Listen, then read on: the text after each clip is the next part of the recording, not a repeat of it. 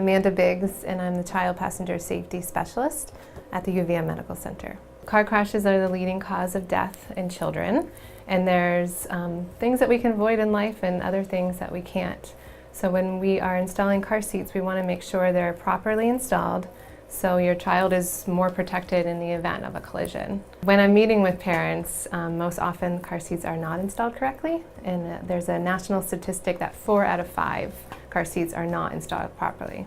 So we've compiled some of the top issues that we see when we're out there checking car seats, and we're hoping that this will clear up some of the confusion for you. Step 1 is that you want to look for the right seat for your child based on their height and weight, and of course the fit for your child. Step number 2 is that you do want to look for recalls, and there's a variety of ways that you can check for recalls. You can look online on the manufacturer website, or you can mail in the manufacturer recall form that comes with the car seat. Step 3, you want to locate your installation points. This vehicle comes with 2 sets of anchor points right here and here on the outboard seats, and then the center installation would use a seatbelt. In this car, and in fact in most vehicles, there are no anchor points in the center. Step number 4 is you want to refer to the vehicle manual and also your car seat instruction booklet.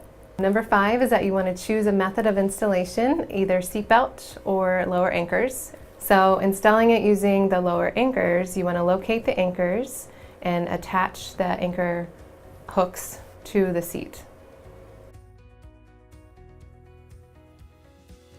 And we're going to snug up the seat. Or you could choose to use the seatbelt, and you would route the seatbelt through the path, connect it, and also pull it tight.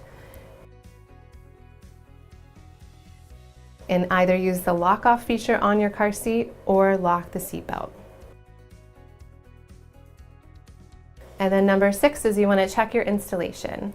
And we want to shake it side to side. It should move less than an inch, and also front to back less than an inch.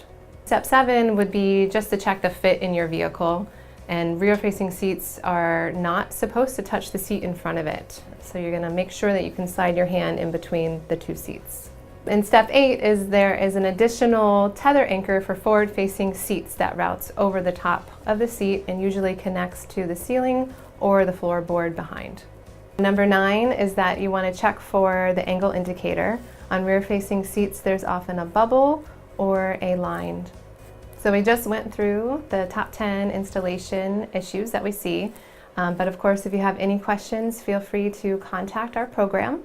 My phone number is 802-847-1215, and I'm always available to answer questions.